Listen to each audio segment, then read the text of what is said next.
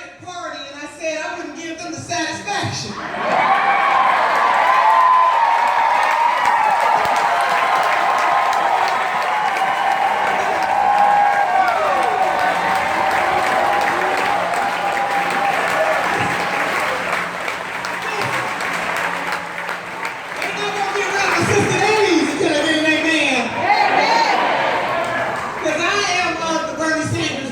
Democratic Party.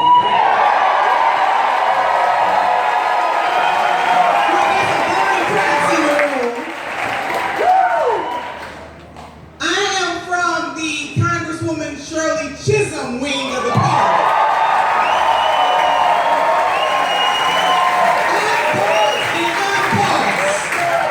Unbossed and unbossed. So, people's conviction. What I really want you all, I just had to get that off my chest. I feel so much better now.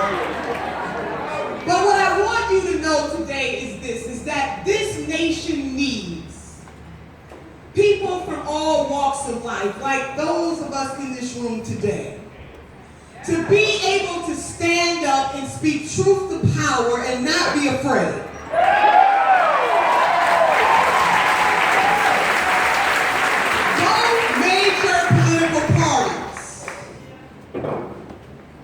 Need people like us in this room to keep them honest and to keep them on task. And you know, for me being a Democrat, competition never bothered me, so I'm not afraid of the, come on Green Party, come on Libertarians. Then we shouldn't be afraid of a little competition.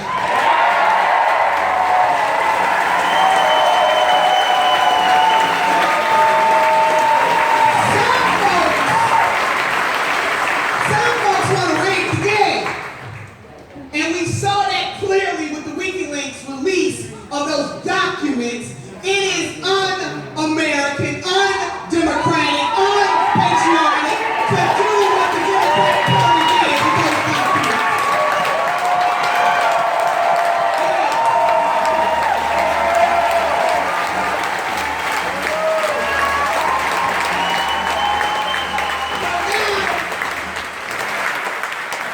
Sisters and brothers, the question becomes, what are we going to do about it? So that is why the People's Convention is so important, and all of the platform that you all debated and came up with today, from racial justice to social justice to income equality to wealth equality to making sure that we say hell no to the TPP.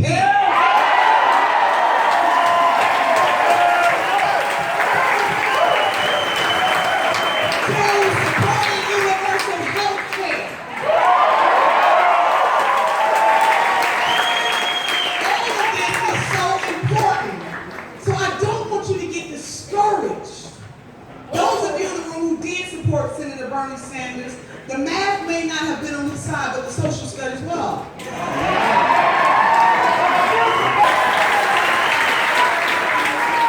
Abolishing the death penalty on our side. Taking marijuana off of Schedule 1 on the federal level on our side. Making sure that our young folks in this country are not saddled with debt if they go to college on our side. And we still have more to fight for, but can I just tell you, as a sister that was in Orlando fighting for that platform, along with some other folks like Ben Jealous and Dr. Cornel West. And other sisters and brothers whose names I'm not naming, but I'm going to tell you something. We accomplished a great deed in that platform, and but for the run of Senator Bernie Sanders, we wouldn't have that platform, but for the fact that he challenged the establishment.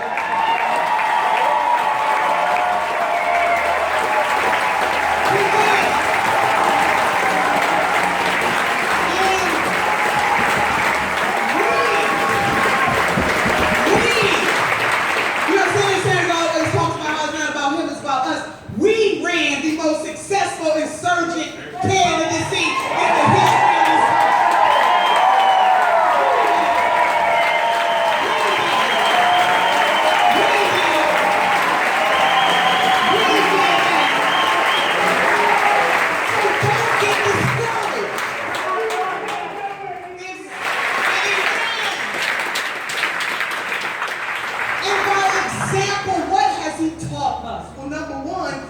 wake up at the age of 74 and decide you want to run for president, run.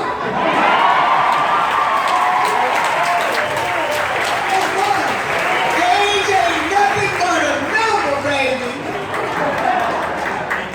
But more importantly, if you see a gap that needs to be filled, you need to fill it.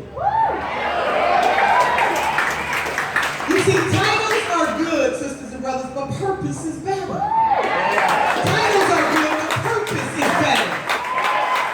And the reason why I say titles are good is because they get you in the door.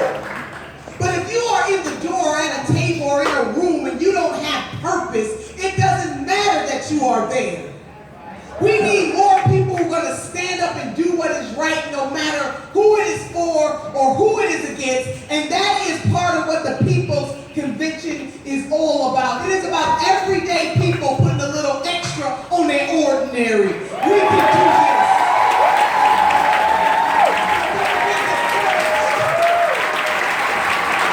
Don't get discouraged. Now, we need you to have, folks want to talk about who's endorsing. What I want to talk about is endurance. This is about endurance. How many of you know that there are folks who came before us, and if I can use the history of my people as an example, in my ancestry, and those people whose skin has been kissed by the sun, we all know the history of slavery in this country. But I want you to think about it. If my ancestors had given up just because they didn't see the freedom that they were fighting for, I wouldn't be standing before you in this room today.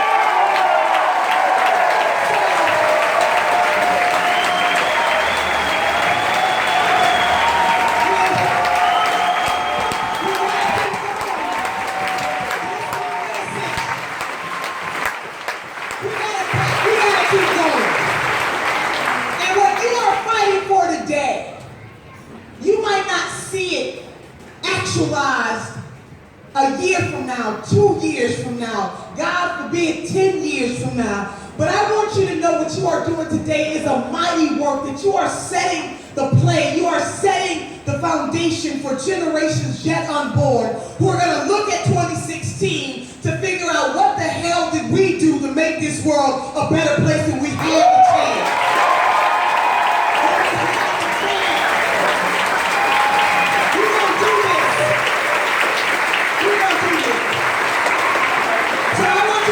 Committed to your cause, whatever that cause is. And I'm not here to tell you who to vote for. I'm not here to tell you how to feel, what to think. All I know is this, is that in the United States of America, we have been given choice. And we live in a representative democracy, and this democracy, this republic, if you will, is strengthened when people participate. You gotta participate. And so the planning here is we're gonna need people who are gonna have the endurance to stick to this. Now 2016 is upon us, but 2018 will be here before we know it. And it really doesn't matter in terms of if you have a good president, but you don't have the type of Congress. If you have a strong governor and members of the legislature, we are losing ground in state houses and governor's mansions all across this country. So this is not just about 2016. This is about 2017. This is about 2018. This is about 2020 and beyond. You gotta have some endurance.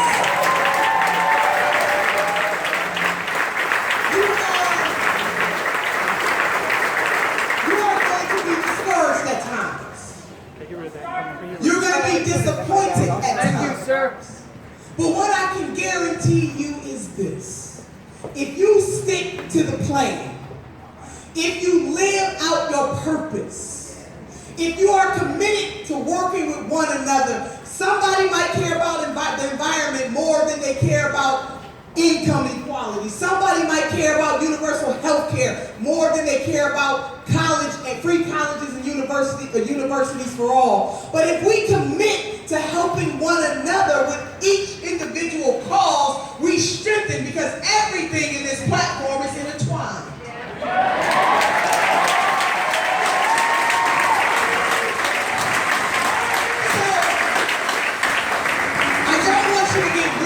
Well-doing. We have already had some victories. The Democratic platform as it exists right now is the most progressive platform the Democratic Party has ever had in history. But, I got a but to that, but we have to make sure that the piece of paper just don't line the bird cage somewhere.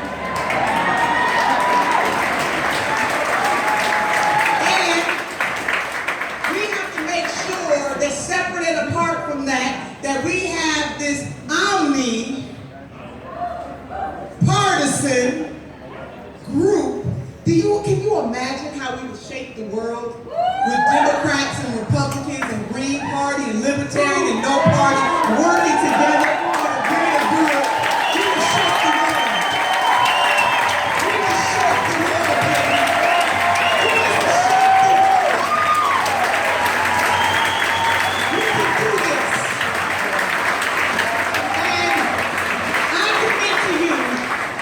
As a leader of the Progressive Party, that I am always going to tell you the truth. And we might not always agree on every single thing, but we have to commit to stick together, to talk about our issues together, not to tear each other down. Don't let a WikiLeaks come out on us about emails we talking about folks and against folks and emails that come out on us. Somebody's always watching. But if you are of good heart and of good mind, there is nothing that we cannot do. Again, we might not always agree, but there's nothing that we can't do collectively. So I see Dr. Stein is in the house.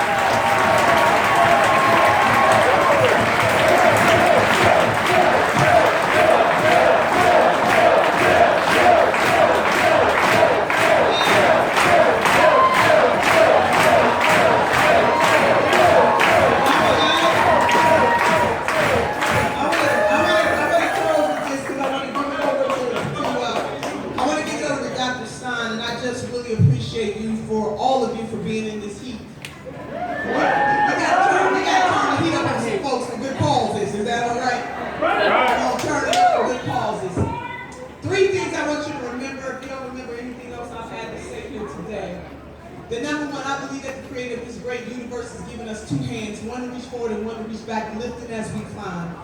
We are our sisters and our brothers' keepers.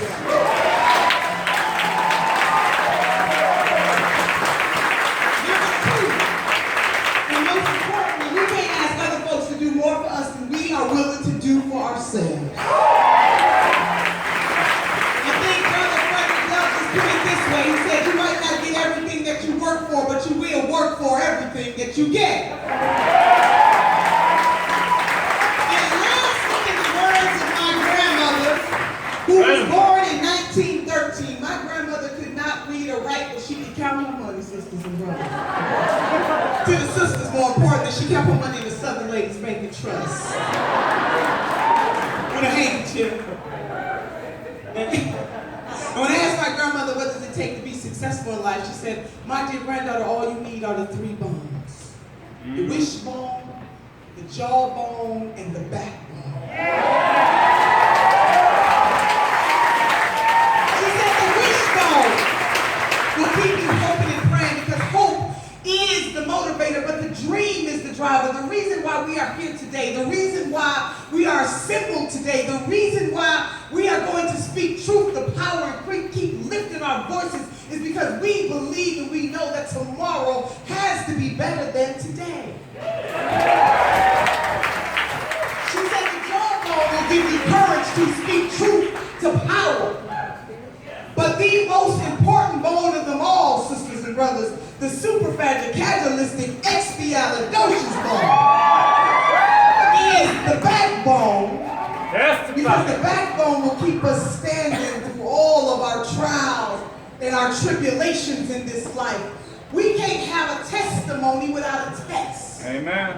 And we are being tested about whether or not we have what it takes. Do we have enough chutzpah enough? Do we have enough endurance to stick to what we know is right and to keep pushing all the way to victory, generation after generation after generation? I know that we can do this. I believe in us. I believe in us. This is not just about one individual. This is about us.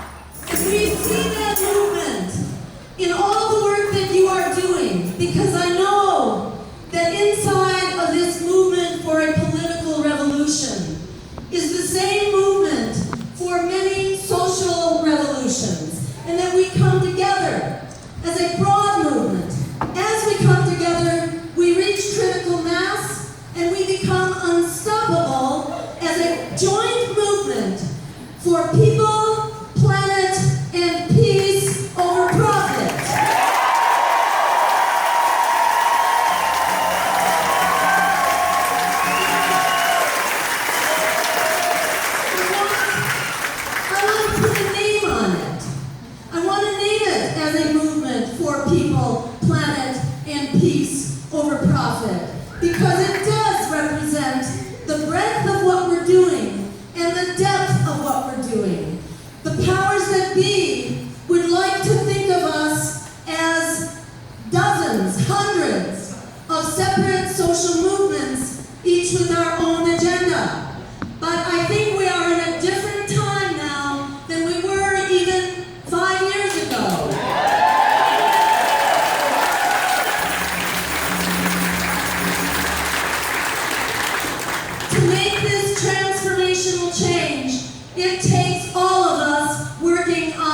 everything. And that is what we are doing.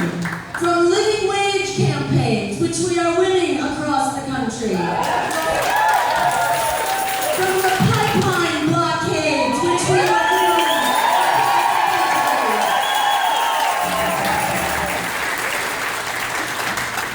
From the fight to make Black Lives Matter, which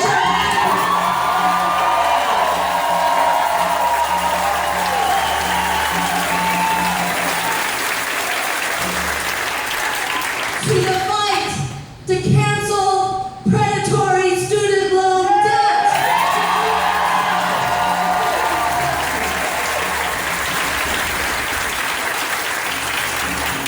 We are a movement that is united and a movement for transformational change. And that movement is deep, broad, and wide.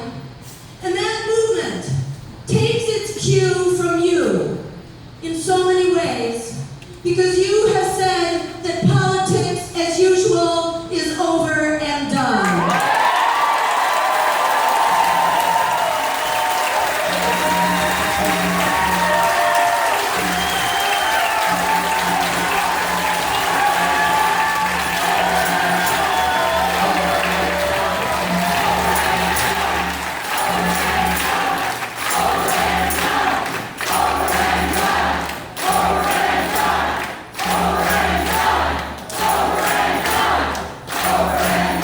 And our meeting here today is the beginning of how we go forward.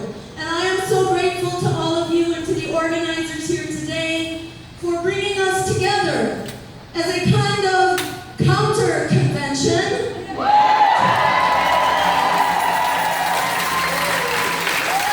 The real people's convention that will be happening over the course of this next week out here in the streets. And I thank you for kicking this off and for starting us on this very powerful journey this week and onward into the rest of the future.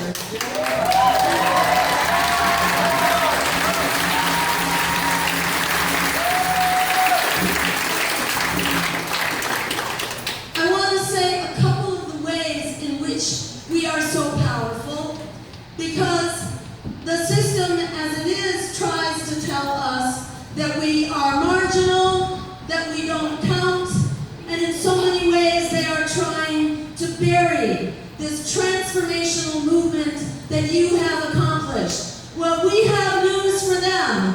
We are not going away, we are only getting stronger.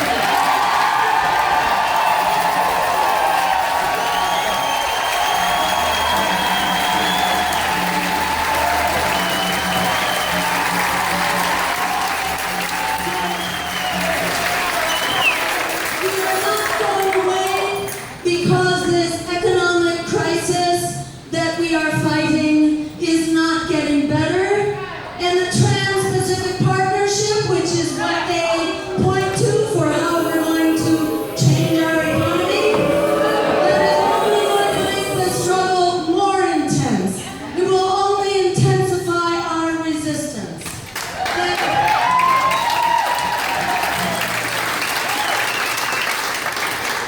The fight to make Black Lives Matter is not going away. It is only getting stronger across this country. And the terrible blowback against innocent police is a tragedy. But in order to solve that tragedy, we have to stop this fundamental, centuries-long tragedy of the assault on African American lives in this country.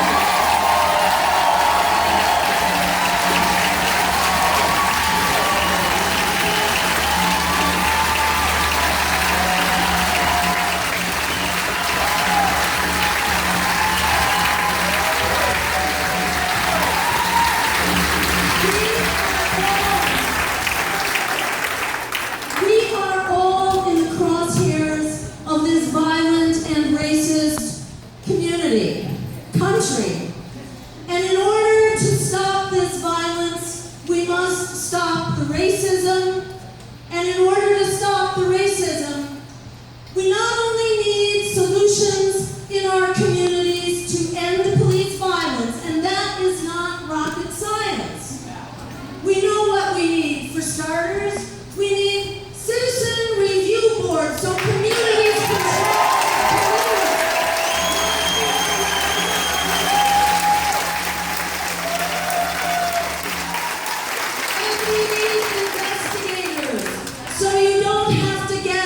a miracle from the Department of Justice in Washington, D.C.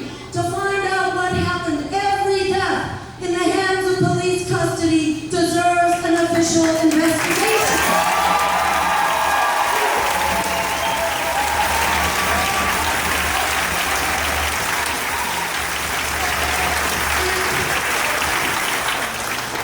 Racism and violence is not confined to policing.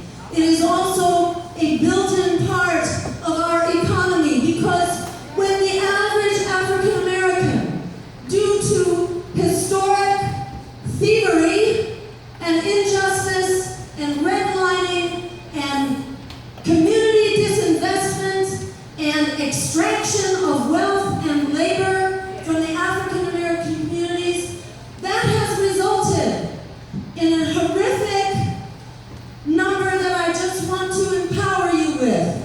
When you hear someone say, oh, this is just an isolated problem of police violence, it is not.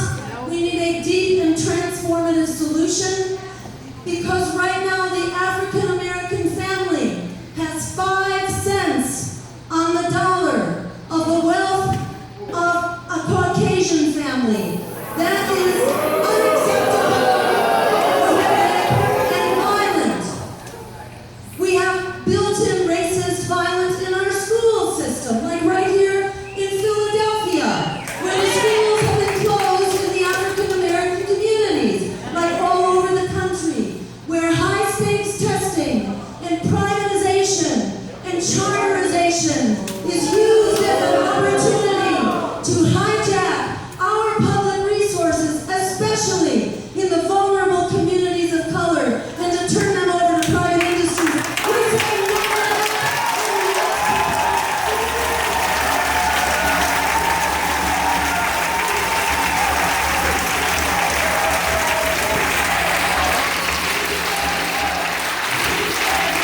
And we can restore our public schools.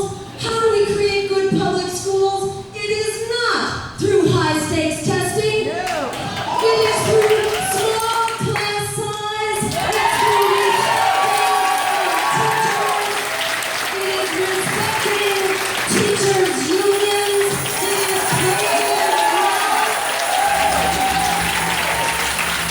It is doing what our education so-called experts like Arnie Duncan do for their kids. What do they do for their kids? They send them to a school with small classroom size, with art and music and recreation and community engagement. That's how we get to good schools. And we eliminate the greatest obstacle to education out there. It's called poverty.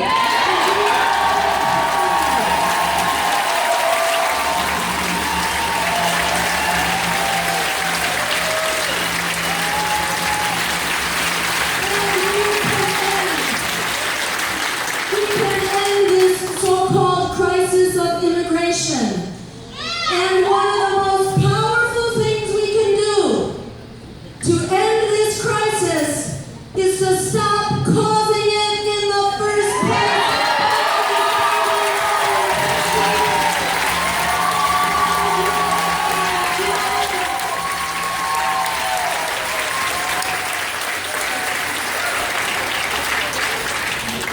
Through the war on drugs, we have displaced hundreds of thousands of people, 100,000 alone killed in Mexico. So why is it people are streaming across the border? Because we have caused unbelievable pain and suffering south of the border, and it will cause border walls to destroy. Why do we have 65 million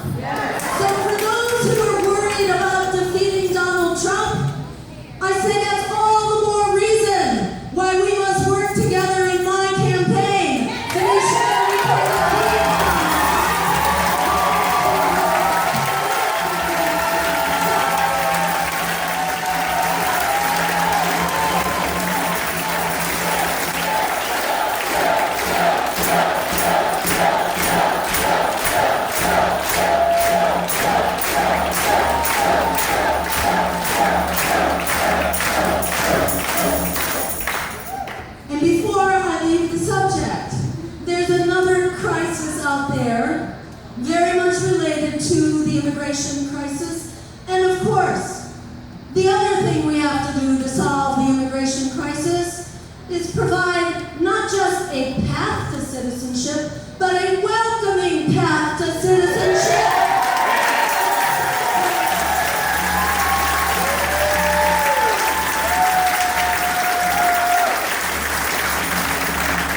That celebrates the richness that immigrants have always brought to this country. I think every person in this room, unless you are African American and were forced, or you are Native American and had your land stolen, and respect to you and thank you for enduring and being the symbol of courage that you are.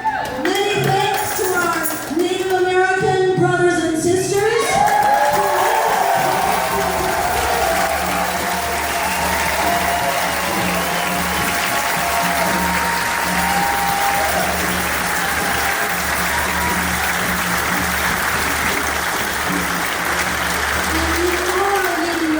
For justice in so many ways.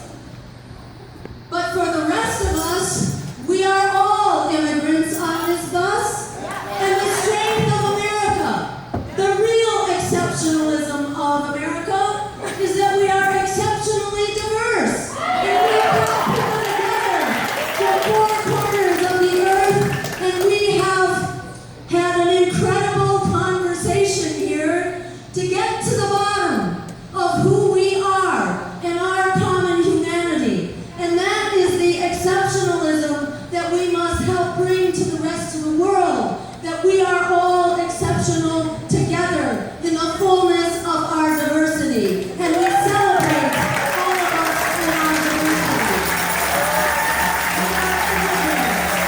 We are immigrants. We celebrate their diversity.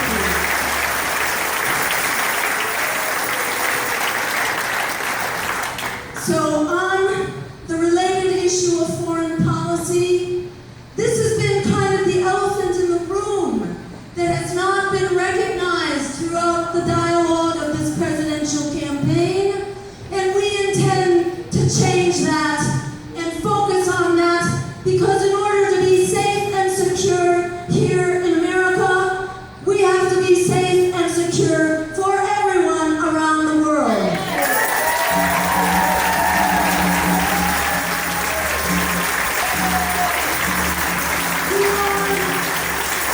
We are on one small boat, and we must sail together if we are to avoid sinking together.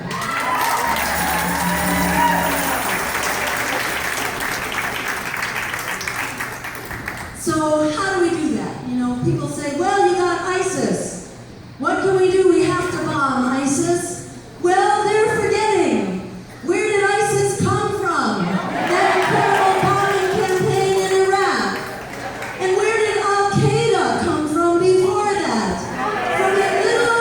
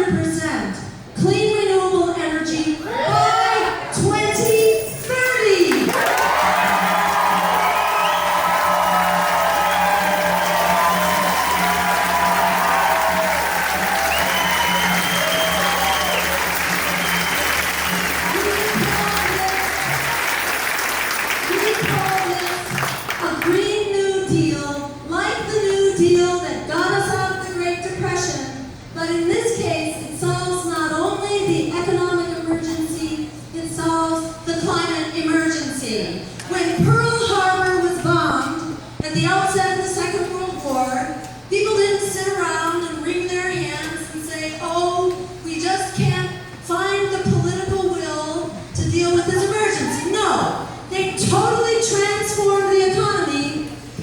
In the course of 6 months is how long it took to go from 0 to 60 miles an hour to respond to the emergency of the Second World War. Well, the emergency we're facing now makes Pearl Harbor look like small potatoes.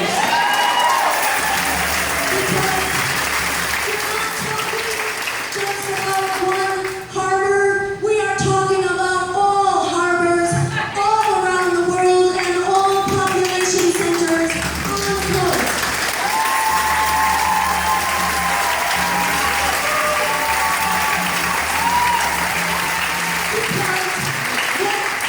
What the science tells us, and this is both Jim Hansen as well as this recent study that NOAA, National Oceanic and Atmospheric Administration, mouthful, what they described just a couple weeks ago, and this was not covered in mainstream press at all, but NOAA will roll out the written reports about this soon. This was just a verbal report.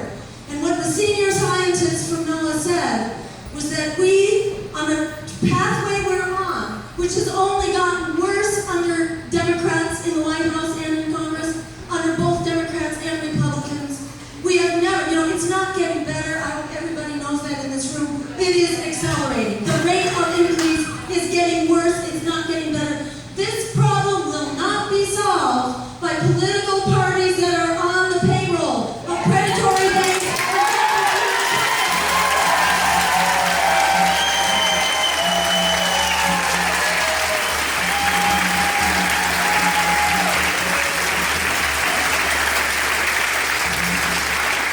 So our Green New Deal calls for the transformation, the emergency transformation that this crisis actually demands. That means transforming by 2030, in less than 15 years, to 100% clean renewable energy, 100% healthy, sustainable food system, not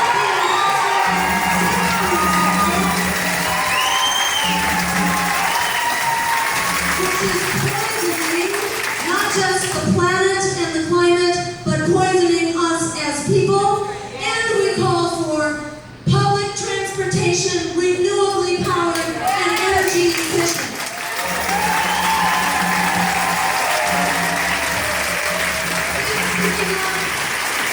Is it enough to create the 20 million jobs that we need to accomplish this emergency transition and ensure that everyone has a good, well-paying job and a secure job starting now? People have the right to a job and a secure economic future in the Green New Deal.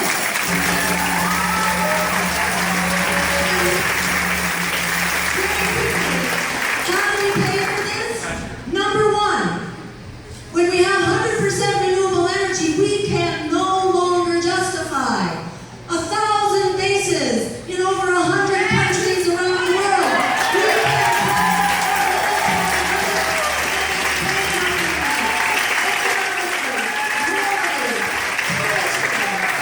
So we save so much money from cutting the bloated military budget that doesn't make us safer, it makes us more endangered. We cut that budget and we put $500 billion into true security here at home, in our housing, in our schools, in any food pack, in any health insurance.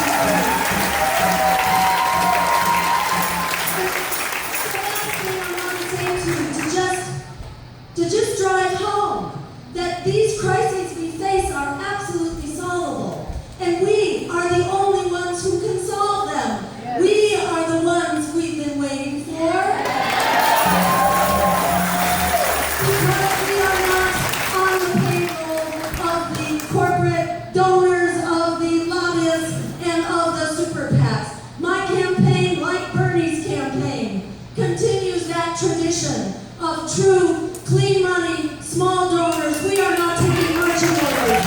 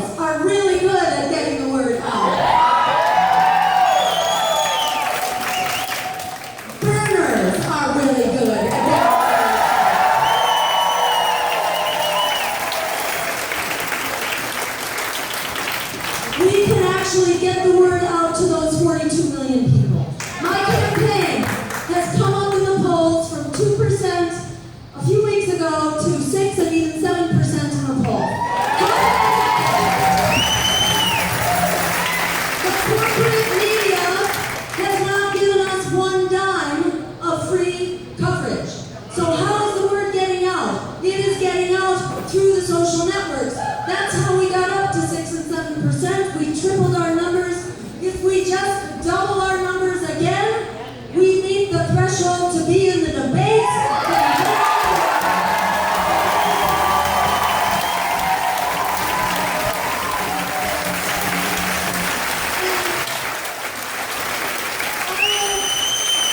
I will wrap up again just because time is short. It's hot in here, and we have a lot of work to do. It is such an honor to be on this journey with you, this incredibly powerful journey. I can't thank you enough for having brought this fight into full daylight. This never would have happened had you not launched the power of this movement inside Bernie's campaign.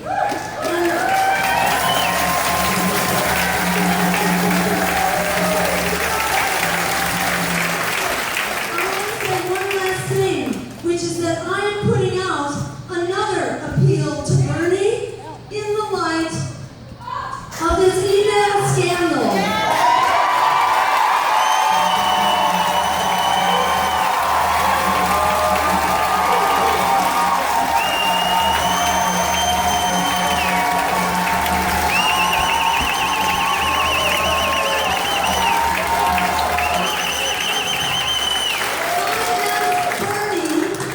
I humbly ask Bernie to please consider withdrawing his endorsement of Hillary Clinton.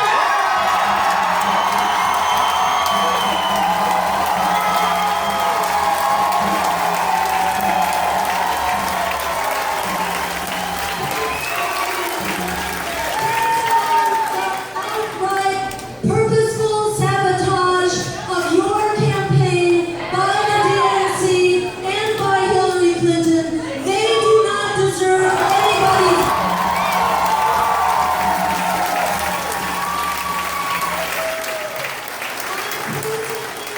Invite Bernie to sit down and let's talk about how we build this unstoppable revolutionary campaign.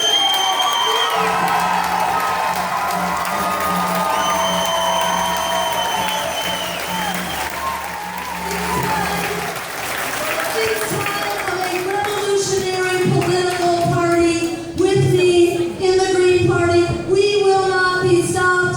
It's not a man, it's a movement. Let's go forward. I ask Bernie to join us and continue leading the way with all of you. Thank you so much.